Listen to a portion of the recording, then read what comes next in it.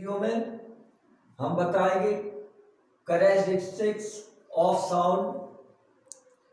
तो साउंड किस तरह से प्रोड्यूस होती है और साउंड जो होगी श्रिल साउंड होगी या डीप साउंड होगी। तो इस बारे में इस वीडियो में बताएंगे। तो जब भी साउंड ट्रेवल करती है और ट्रेवल करने के लिए उसे मीडियम की आवश्यकता होती है।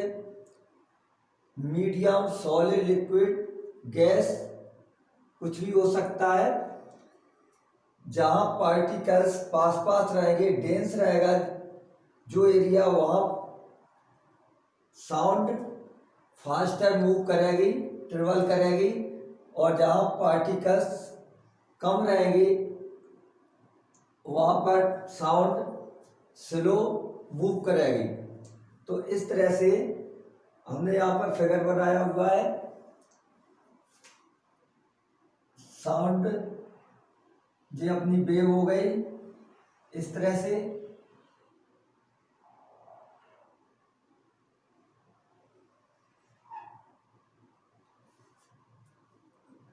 यहाँ हमने लाउड स्पीकर ले लिया। जब लाउड स्पीकर से साउंड निकलेगी तो एयर के 2 पार्ट होते हैं, एक कंप्रेशन, एक रेयरफैक्शन। तो जब एयर कंप्रेशन से टकराएगी, कंप्रेशन रेयरफैक्शन से, और फिर इसी तरह से कंप्रेशन रेयरफैक्शन से, और इस तरह से साउंड ट्रेवल करती चली जाएगी और लिसनर तक पहुंच जाएगी। तो यहाँ पर सबसे पहले कैरेक्टरिस्टिक्स आता है द लाउडनेस और सॉफ्टनेस। आवाज धीमी होगी अथवा तेज होगी। द लाउडनेस और softness of A sound is determined basically bye it's amplitude. तो जो साउंड की लाउडनेस और सॉफ्टनेस को हम पता लगाते हैं उसके एम्पलीट्यूड से। एम्पलीट्यूड जो होता है उसके द्वारा सॉफ्टनेस और लाउडनेस को पता लगाया जाता है। सॉफ्ट साउंड है स्मॉल एम्पलीट्यूड। जो सॉफ्ट साउंड होगी उसका जो एम्पलीट्यूड होगा कम होगा, और जो लाउडर साउंड होगी उसका एम्पलीट्यूड होगा लार्ज होगा, मतलब अधिक होगा। तो इस तरह से हमने फिगर बनाया हुआ है। ये अपनी वेव हो गई इस तरह से। तो जो सॉफ्ट साउंड होगी उसका एम्पलीट्यूड हम कहाँ से नापेंगे? ये अपना एक पार्ट इधर हो गया, इस पार्ट को क्रेस्ट कहेंगे, और नीचे का जो दर्शाया गया है पॉइंट ये वाला इधर, इसको ट्रॉफ कहते हैं। तो इस तरह से वेव जो बनेगी क्रेस्ट ट्रॉफ से मिलकर के बनेगी। तो वन जो वेव बनेगी, वन क्रेस्ट प्लस वन ट्रॉफ से मिलकर के बनती है। वन कंप्लीट वेव इक्वल होगा वन क्रेस्ट प्लस वन ट्रॉफ। मतलब यहाँ से हम चलेंगे इस तरह से और यहाँ तक जो वेव होगी उसको वन वेव कहा जाएगा। एम्पलीट्यूड यहाँ से मेजरमेंट किया जाएगा। जो मीन पोजीशन हो गई, मीन पोजीशन के साउंड इधर उधर मूव करेगी। कहने का मतलब हुआ टू एंड फ्रो। जो टू एंड फ्रो मोशन होता है तो मीन पोजीशन से इधर उधर रहेगा। तो इधर अपनी मीन पोजीशन हो गई, मीन पोजीशन से ये ऊपर गया फिर नीचे आएगा, फिर ऊपर गया, फिर नीचे आया। तो इस तरह से इस तरह के जो मोशन होगा तो उसको हम टू एंड फ्रो कहते हैं। तो साउंड यहाँ पर हमने बताया साउंड इस तरह से चल रही थी, कंप्रेशन, रेयरफैक्शन, कंप्रेशन, फिर रेयरफैक्शन, इस तरह से। कंप्रेशन जो होगा वहाँ पर डेंस मीडियम रहेगा और रेयरफैक्शन होगा वहाँ पर कम डेंस मीडियम रहेगा। तो इधर का जो भाग बताया गया क्रेस्ट वाला पार्ट जे कंप्रेशन को दर्शाएगा और नीचे जो ट्रफ यहाँ पे होगा इतना पार्ट जे रेयरफैक्शन को बताता है। तो वन कंप्रेशन वन रेयरफैक्शन मिल करके वन कंप्लीट वेव बनाते। तो इस तरह से मूव करती है। इसमें देखते यहाँ पर जो अपना एम्पलीट्यूड होगा अधिक हो जाएगा इसकी अपेक्षा।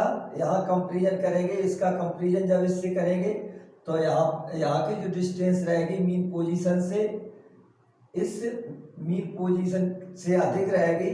तो यहाँ पर एम्पलीट्यूड ज़्यादा हो गया तो यहाँ पर जो साउंड प्रोड्यूस होगी वो लाउड साउंड प्रोड्यूस होगी, क्योंकि यहाँ पर मोर एम्पलीट्यूड है। और यहाँ जो साउंड प्रोड्यूस होगी सॉफ्ट साउंड प्रोड्यूस होगी। कहने का मतलब धीमी आवाज़ यहाँ आएगी और ज़्यादा तेज आवाज़ यहाँ पर आएगी। इसके बाद में आता है pitch. Pitch is the property that determines shrillness और डीपनेस। तो पिच के द्वारा हम साउंड की श्रिलनेस अथवा डीपनेस का पता लगाते हैं। पतली आवाज़ होगी उसको श्रिलनेस कहेंगे और भारी आवाज़ होगी उसको डीपनेस कहते हैं। It depend upon the frequency. अब जो श्रिलनेस और डीपनेस किससे पता लगाएंगे? फ्रीक्वेंसी से, उसकी पिच से। तो जो लो पिच होगी साउंड है लो फ्रीक्वेंसी, जिसकी पिच कम होगी उसकी फ्रीक्वेंसी कम रहेगी, और जहाँ पिच ज़्यादा होगी उसकी फ्रीक्वेंसी ज़्यादा रहेगी। फ्रीक्वेंसी का मतलब हुआ कि 1 सेकंड में कितने वाइब्रेशन प्रोड्यूस किए गए, तो उसको फ्रीक्वेंसी कहते हैं। तो यहाँ पर हम देखते हैं कि यहाँ पर 1 सेकंड में कम फ्रीक्वेंसी आई, कंपन किए गए मतलब वाइब्रेशन हुए। यहाँ पर 1 सेकंड में अधिक वाइब्रेशन हुए, तो यहाँ की जो फ्रीक्वेंसी रहेगी अधिक रहेगी और यहाँ पर फ्रीक्वेंसी कम हो जाएगी। तो यहाँ पर जो अपना रहेगा लो पिच रहेगी और इस साइड में हाई पिच रहेगी। हाई पिच का मतलब हुआ कि 1 सेकंड में जो वाइब्रेशन होंगे, नंबर ऑफ वाइब्रेशन अधिक रहेंगे, यहाँ पर नंबर ऑफ वाइब्रेशन 1 सेकंड में कम हो जाएंगे। तो इस तरह से हम पिच के द्वारा या फ्रीक्वेंसी के द्वारा जो साउंड होती है उसकी श्रिलनेस और डीपनेस बता देते हैं। जो लो पिच होगी, यहाँ पर लो पिच साउंड है low frequency, and high pitch sound है हाई फ्रीक्वेंसी रहेगी। तो जिसकी फ्रीक्वेंसी ज़्यादा रहेगी उसकी आवाज़ श्रिलनेस होगी, पतली होगी, और जहाँ पर लो पिच रहेगी, नंबर ऑफ फ्रीक्वेंसी कम रहेंगे, वहाँ पर डीपनेस साउंड प्रोड्यूस होती है। इसके बाद आते हैं quality. Quality is the property by which one can distinguish between two different sound. तो क्वालिटी से हम 2 डिफरेंट साउंड का पता लगाएंगे।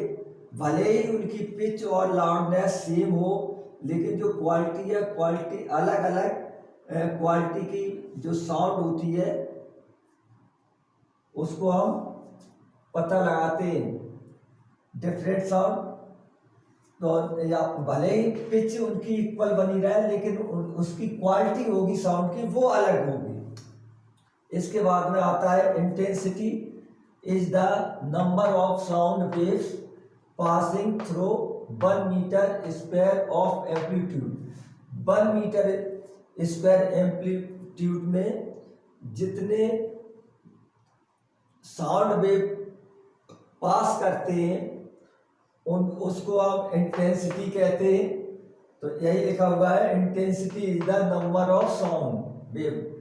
इंटेंसिटी जो होती है नंबर ऑफ साउंड वेव्स होती है, साउंड वेव की संख्या होती है जो 1 मीटर स्क्वायर एम्पलीट्यूड में पास होती है। इसके बाद आता है, यहाँ तक अपना हो गया कैरेक्टरिस्टिक्स। इसके बाद में हम स्पीड के बारे में बात करेंगे। तो स्पीड ऑफ द साउंड, तो sound can travel through all state of matter. Matter की ऑल स्टेट में साउंड ट्रेवल कर सकती है। और जो अपना स्टेट होगी चाहे वह सॉलिड हो अथवा लिक्विड हो या गैस हो, speed of sound depend upon the density. जो साउंड जो होती है उसको ट्रेवल करने की जो क्षमता होती है वह सबसे ज़्यादा सॉलिड में रहती है, उसके बाद में लिक्विड में रहेगी, फिर गैस में रहेगी।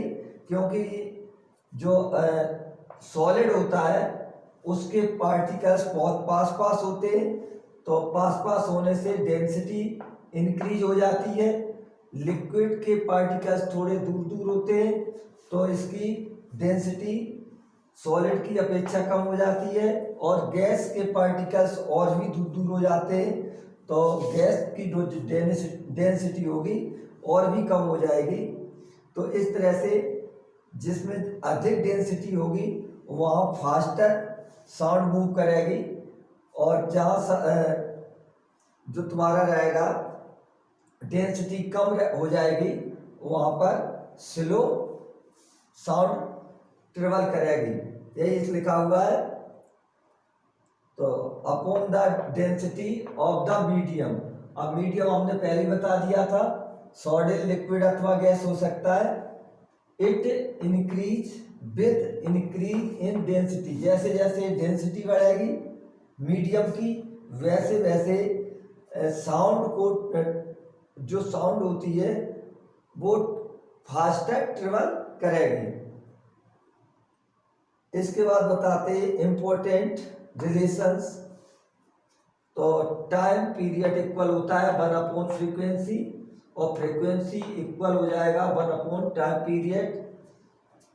इसके बाद में जब फ्रीक्वेंसी यहाँ आ गई, फ्रीक्वेंसी इस तरह से V ऐसा बना के इस तरह से कर देते, फ्रीक्वेंसी के लिए सिंबल होता है।